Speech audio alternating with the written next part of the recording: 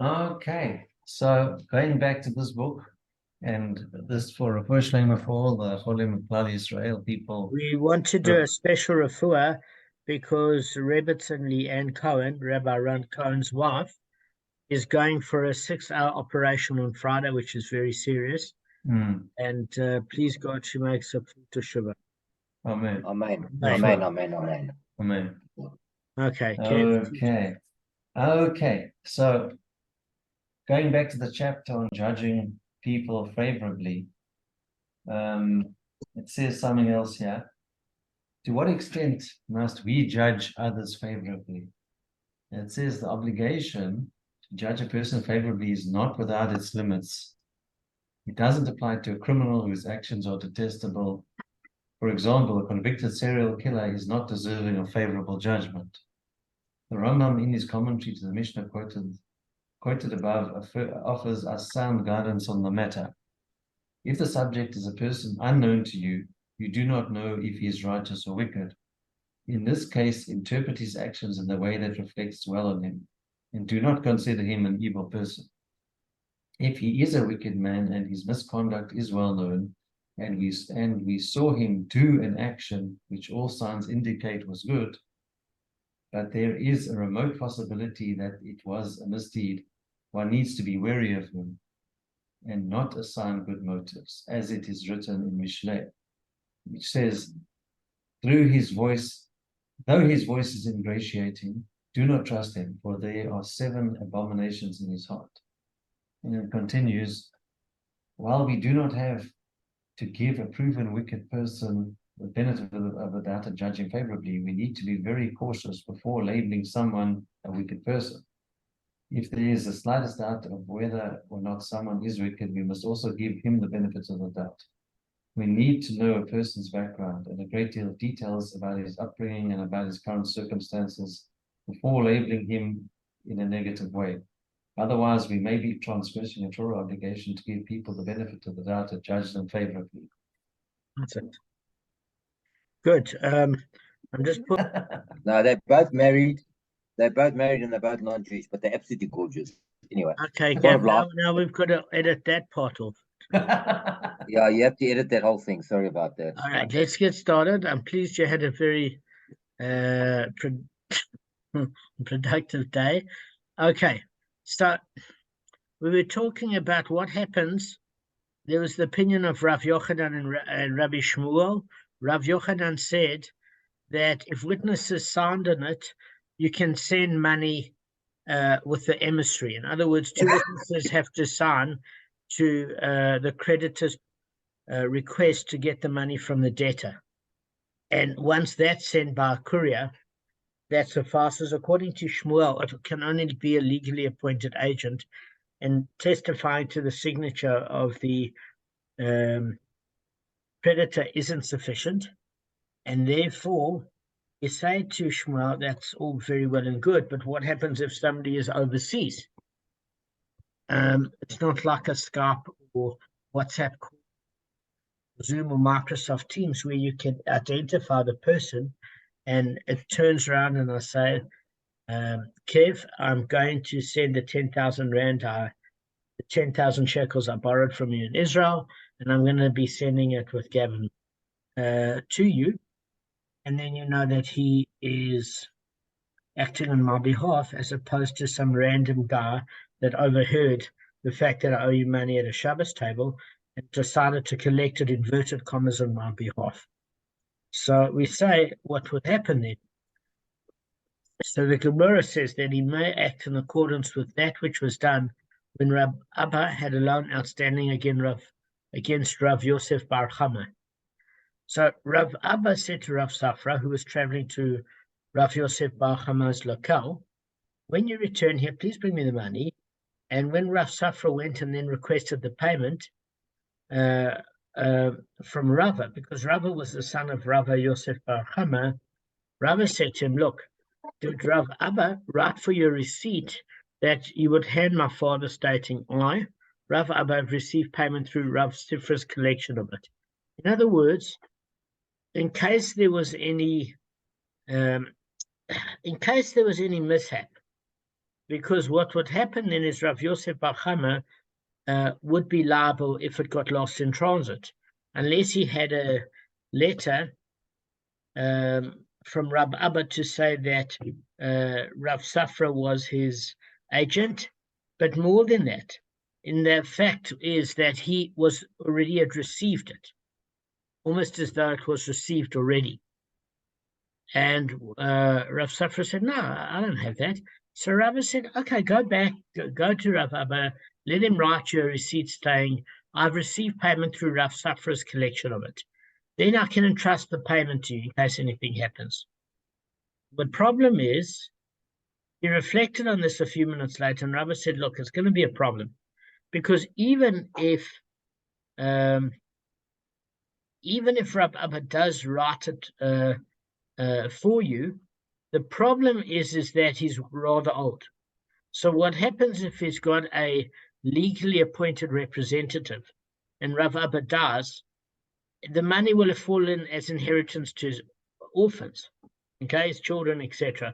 But the problem is, all of a sudden, the legal extension of a person being the agent fails to exist when that person has passed away. Now, that is different to an executor of an estate, because that's the legal representative upon somebody's death. It's a different legal representative to somebody carrying out an action while the person is alive. So he said at the end of the day, it's going to be worthless, because it said basically perhaps by the time you come back here, Rav Abba will have died because he's an old man, and the money will have fallen as inheritance to his children. But the truth of it is, even if it was taken to the children, that's all very well and good. But had it got misplaced through a mishap, and there wasn't an official extension of the agent, the original person whom the agent represents alive, it would have been certainly a problem for Rav Yosef Bar Kamma. So then he thought about it, and look, basically, what Rav's suggestion was the fact that Rav Abba would have written a particular statement as follows, okay? That he would have said, I've received payment through Rav Safra's collection of it, is not going to help. So how would you suggest to remedy it? I was mentioning this concept yesterday of badint of land. So guys, do you remember what it was when we discussed it earlier in Bava Kamma? No, we ended off with this yesterday. We didn't know either. We didn't quite remember. So I wouldn't mind if you recap that, just about the land. No problem. Arthur? Arthur might know. Arthur, you've done Rabbi Khan, do you know? We can't hear you, Arthur. Okay, that's enough. Sorry, I'm sorry, Brett. Let's go to space. What's the specific question, Damon? I just want to see if any of us maybe we can get it from the question. All right, so this is it. Rav Abba lent money to Rav Yosef Bar Kamma. Rav is Rav Yosef Bar Kamma's son. He turned around and he said, when Rav Safra was used as the collection agent, because he was going to the same town overseas, he said it doesn't help, because if your dad, if Rav Abba is old and he dies, it means that you, Rav Safra, can't collect it on his behalf, because you can't be an extension of somebody's will if that person is no longer in the world. So it's worthless, because initially he suggested maybe just get a letter from Rav Abba stating that I have received the money through Rav Safra's collection of it. But it's not going to help in this case because of the risk of age. So you have to basically, the remedy for Rav Abba was pretty simple, because this is what Rav Safra's suggestion to Rava was. He said, look, go and let Rav Abba convey the money to you by dint of land so that you'll become the new creditor, and then you come and you yourself write for us, I've received the money. Okay, so basically, the whole point of this was alleviating any concerns and convincing Rava to send the money with Rav Safra. So we mentioned this in Kedushin 26a. Okay. Just sort this out. That movable property, like money, for example, can be conveyed from one person to another without the recipient taking hold of the money physically. Because what happens is the owner conveys to the recipient a piece of real property. In other words, a minute portion of land. It can be the size of 1 square meter for all you care. And he performs a Kinyan on that land. He automatically acquires the stipulated movables along with it, wherever those movables may be at the time. So the method of conveying it, if you remember, it was called a Kinyan Agav. It literally acquisition by dint of. So in that manner, Rav Abba could convey to Rav Sifra ownership of the money owed to him, even though it was in the possession of Rav Yosef Bava Kamma. So this is what was suggested. Say I'm Rav Abba, and you, Gavin, are Rav Sifra, and I want to send you, because I know you're going on a trip to Port Elizabeth to go and collect money from me.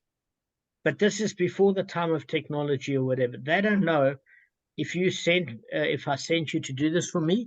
And besides from which, there's always a risk that if there's a mishap, that when you collect it from Kevin, there's going to be a problem.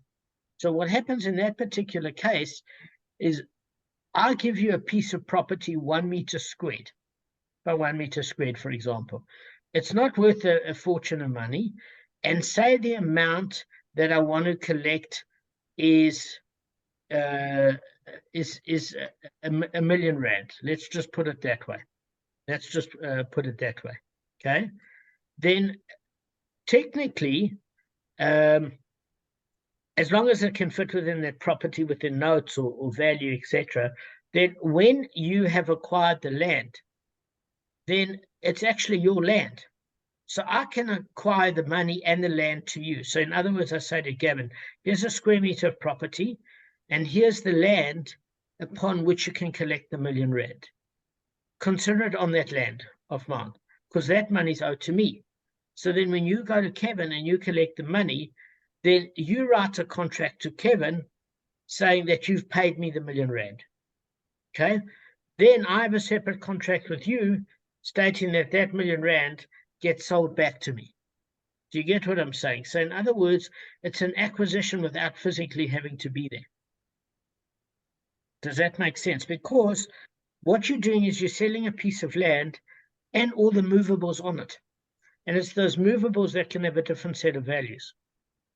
Could be a tractor, it could be whatever it is. So you're not just selling the land.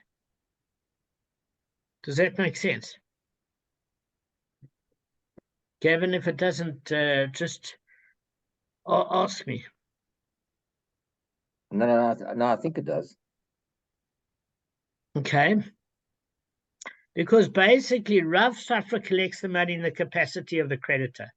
It doesn't matter whether Rav Abba, who was the original creditor, is alive at the time, because Rav Abba would trust Rav Safra to then return the money to him or his heirs. So you can only do this when you really trust the person, Gavin. Yeah, so it's only the buyer. It's like what you said yesterday.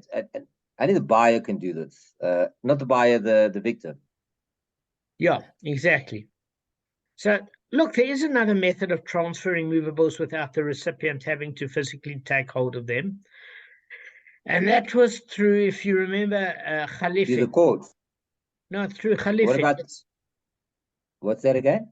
Khalifin was an exchange. So in other words, the recipient gives the owner an article such as like a handkerchief or whatever, and the stipulated object in exchange for him, wherever it may be. It doesn't have to be there. But the problem is Khalifin is effective for the transfer of most movables. It can't be used to effect the transfer of money. So that's in 46a of Bava Kamma. So the only way for Rav Abba to transfer the money to Rav Sifra was through a Kinyan Agav. Okay. So in other words, the other way to do it is if I'm not in the same location as you, but I give you a representative it works the same way. It just doesn't work the same way with money. You see, there's another problem here, because Rashba basically saying it's very difficult to know why this Kinyan Agav was affected.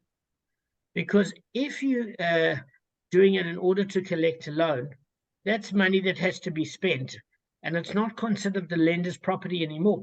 It's the borrower's. So what he does is he pays back with other money. So we want to know, how can Rav Abba use the transfer to Rav Sifra that he lent to Rav Yosef Bava Kamma, because he no longer owned the money.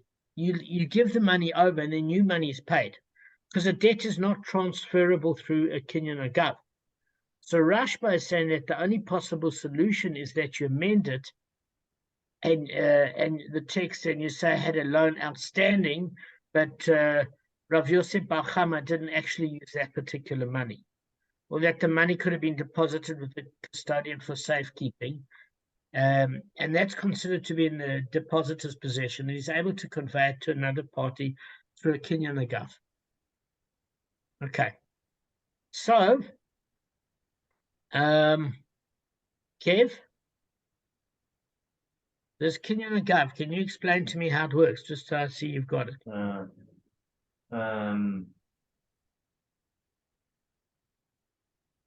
Is it with the remote, like if you're not in the same location? Okay. Is that what you said? So if someone gives a shaliach,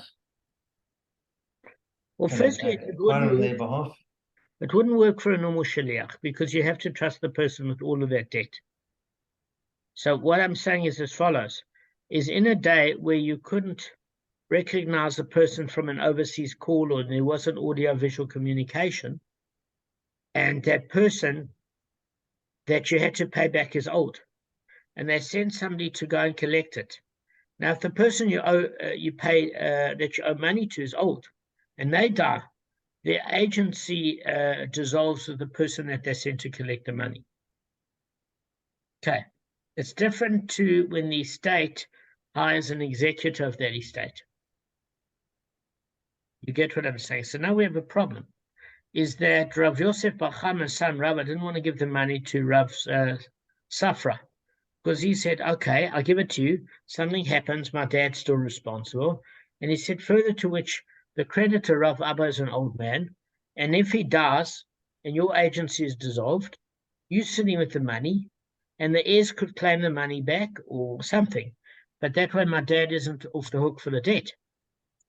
So he said, I tell you what, why don't we get a letter from Rav Abba and say that you the agent and he has received the money through you. And then he thought, no, scratch that. Rav Abba's pretty old. It could go south, go pear-shaped.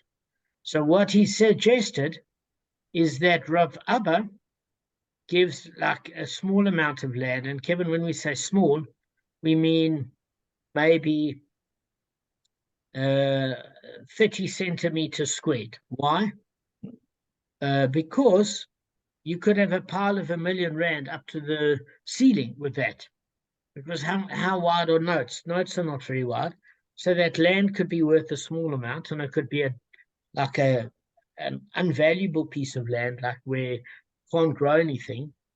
And then what you're saying there is Rav Abba is giving that land to Rav Safra. Okay. Now, when he gives the land to Rav Safra, he's giving the land to Rav Safra and movables that are on it. Right now, he's signed over the debt of the movables that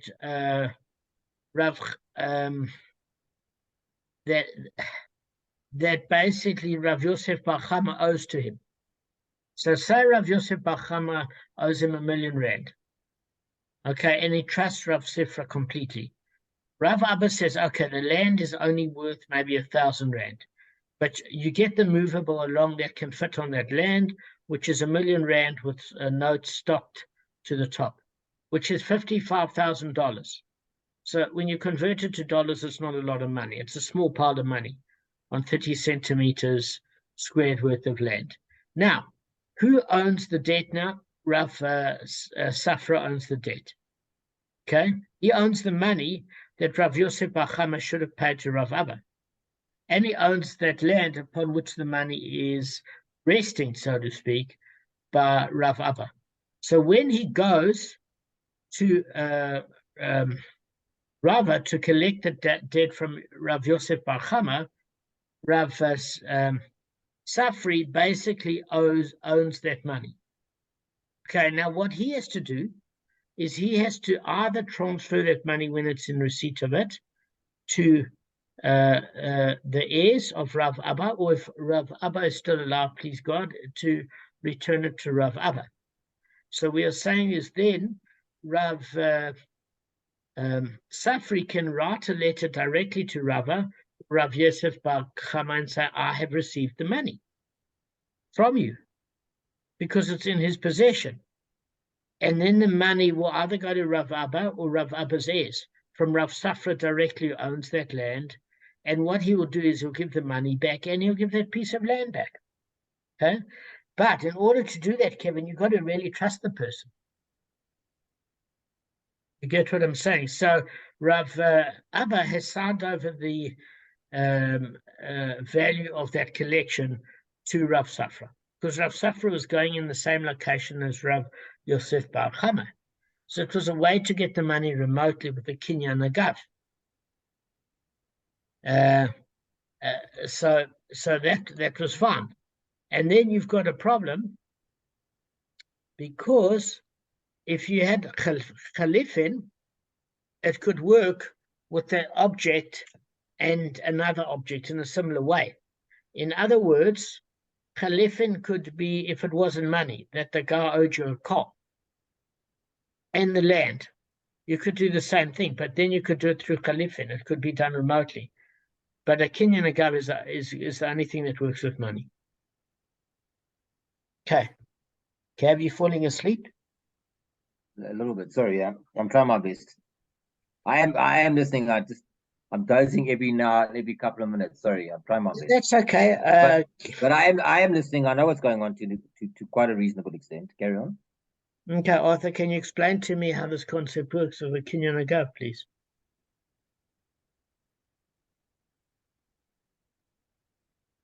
Yeah, sure. From what I can grasp, what you're telling me,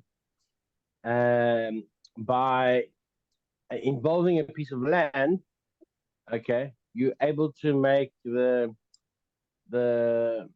loan, or whatever, the transfer effective, because even if it's like you said, 30 centimeters of land, you can stack a pile of bills, and so anything movable on that land, it's to secure the debt, right? Is that the whole concept behind it, if I'm not mistaken? Okay, so how does it The work? payment of the debt, that is. What's the step-by-step of how it works? I have no idea. I'm trying to grasp that myself. I'm still trying to get the Kinyan and the government to understand everything there.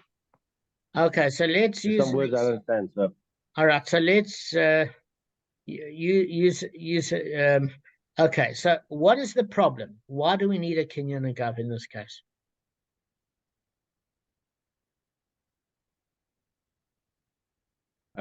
because But you can't don't pay get off that easily.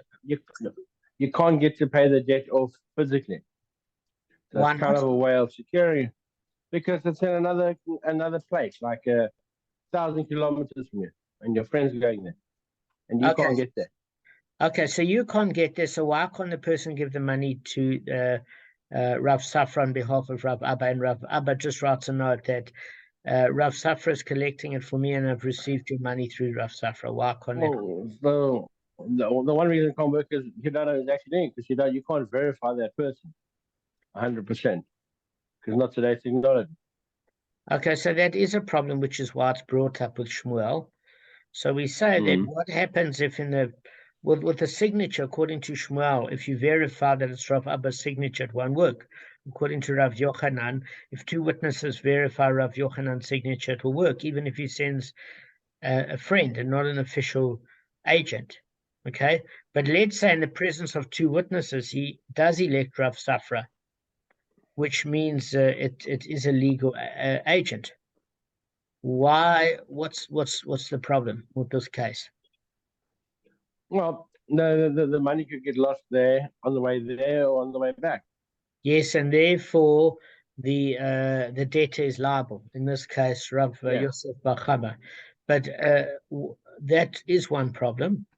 But if there's a letter saying that he's my official agent elected, it is no longer a responsibility of the debtor as long as a legal agent clears it on his behalf. But there's still a problem in this case, and that is Rav Abba is very old. So today the law works differently, but in those days, termination of the source affected termination of the target, meaning the person that instructed the power of attorney of this person to collect, if he died, that person cannot be an extension of a dead person in those days. Okay. And therefore, because Rav Abba was old, Rabba, who was the son of Rav Yosef Bava Kamma, was worried that Is this my translated to like every 7 years your debt is clear or whatever? no, it's not. I mean, you know what I mean? Like you don't like.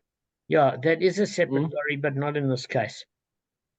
No, I'm saying it's related anywhere on the same concept. No. Like once you get this. No, because that's where debts are abolished. But you can understand why there might have been an urgency to collect. But so we're saying the problem is if Rav Abba is old, and then if Rav Safra is going to collect for him, then Rav Safra is no longer an agent of his, because the source of that agency is dead, and therefore the extension, Rav Safra can't represent Rav Abba. The law's changed today.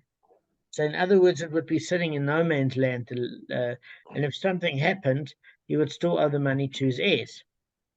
It's one thing if he paid back Abba and he had no heirs and the money disappeared, well, the debt was paid in Shemaim, it's done. Do you get what I'm saying? But if he had heirs, the heirs could say, well, I never received the money from Rav Safra. Who instructed you? Rav Abba. No, but how can his legal agent work? Because Rav Safra can't be his legal agent because Rav Abba isn't anymore. That was the concern. Yeah, sorry. So what would happen? Also, the time it took. Sorry, Karen. Yeah, the time it took was an issue. Sure, risk could happen. Arthur's right. There could be there and back. Could be 6 months or a year, or 2 years, or 3 years, depending on the distance. Even if it's 2 months, when there were pirates in the ocean, there were thieves, there were murder. It wasn't a fun time. So Arthur's exactly right. So the issue is here, is what had to happen is Rav Abba had to give a piece of land to Rav Safra and saying whatever on that land is yours. And what I'm giving you is that $50,000 that you meant to collect from Rav Yosef Bava Kamma, and therefore it's yours. So go and collect it because it's now your money. So then what would happen is Rav Safra would go to Rabba, who's the son of Rav Yosef Bava Kamma, and say, here's a letter to state that you've paid me, pay me. So now Rabba's happy with that. Arthur gives the money to Rav Safra because Rav Safra can prove he's the new owner of the debt. Rav Safra came in person. He was going to there anyway. He got paid. Then it was Rav Safra's responsibility to return the land as well as the money to Rav Abba or his heirs. Do you get what I'm saying? So in other words, the new owner of the debt, well, the new creditor is actually Rav Safra. But you've got to really trust a person to do a Kinyan Agav. In this case, you have to really trust it. Yeah. So that's the case. All right, guys, you're all exhausted. I know it's 6 minutes early. We can end now. Damon, sorry. Yeah, thanks. Listen, sorry, I did have a bit of a problem. I am exhausted, but I just dozed just for like a few minutes here and there. I picked up most of it. I can't give it over, but I've got a fair idea. All right. So, okay. Damon, in a simple way, this Kinyan Agav is a tool for collecting a debt on someone's behalf, because you may have to make a Kinyan. Gav, I think, means back in Hebrew. Yeah. Something that's a body part. Yes, so what happens is you're gaining the movables on the back of land. That's exactly. Okay, because the land's like security. No. The movables are on the land. So therefore, whatever the land and what's on the land, you're collecting. So that's Okay, 'cause exactly. when you mentioned if it even is 30 centimeters squared, you can It put doesn't matter banknotes because on there. if you pile vertically $55,000, or you buy one diamond worth $55,000, you could give 20 centimeters for all I care. Doesn't matter. You can fit that value today. You get a share stock option, whatever you get. Even in those days, So what diamonds. does that add to that? So does that add to the value of the land? Is the land worth what the diamond is and the banknotes because they're on the land? Yeah, you own the land and the movable on that land, correct. Now you become the new owner. Then what happens is if you're going to visit the guy in person and you've got a letter that you've actually been given the debt to collect and you own it now, as well as the land, then what can happen then is that he will collect it in a faraway location, the money and the land, and then technically he can transfer that to Rav Abba Oizes. So it's a way to transfer money because obviously Rav Abba trusts Rav Safra. There weren't banks to do transfers, etc. But in other words, he can't give away the debt. He can only give away the movable that's on top of the land, the debt if it's based on land. Why? I don't know, Gus. I have no idea. Don't know. Obviously, banking systems have become more sophisticated and have become higher technology, but I don't know why it was dependent on land. But Rav Abba gave the land and the money to Rav Safra.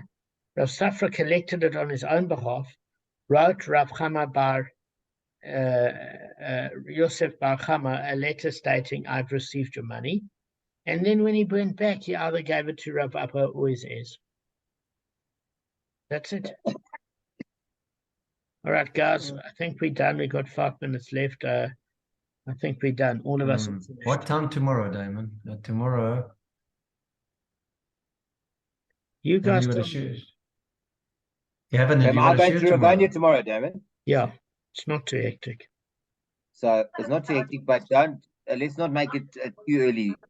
Round about this time, like 6:30 maybe. Can we do 6:30 tomorrow? All right. 20 to 7, the normal time. Yeah. All right. Are you guys okay with 20 to 7? Back to the normal time. Yeah, Are you guys whatever. available? Yeah. Yeah. Okay. Is that